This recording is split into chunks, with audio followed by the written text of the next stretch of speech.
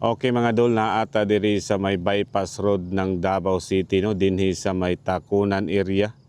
So dili basta-basta ilahang bypass road diri mga dol, no, grabe ka sulid.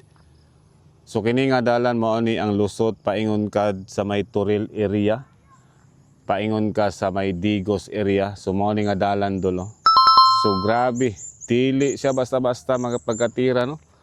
Tungod kay kini nga programa dol mao ni ang Build program ni dating Pangulong Rodrigo Duterte. Grabe ka sulid.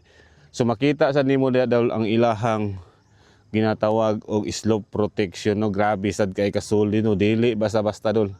Tungod kay gituyo na siya dol para dili mag landslide, no. Para dili mo dahili ang yuta. So gibutangan na siya og slope protection. Unya ginatawag na siya og steel mat.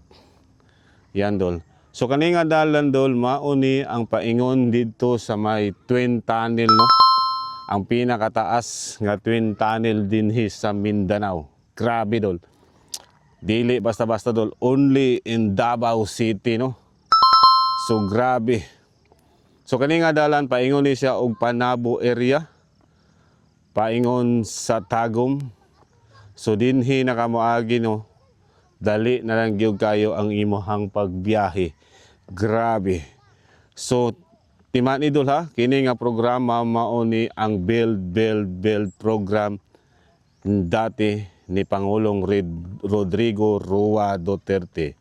Tungod kay basig mangangko na pud mo dol nga inyuhan ni, no. Pag sure ninyo ha. So mao ni sa dol, oh. Grabe dol.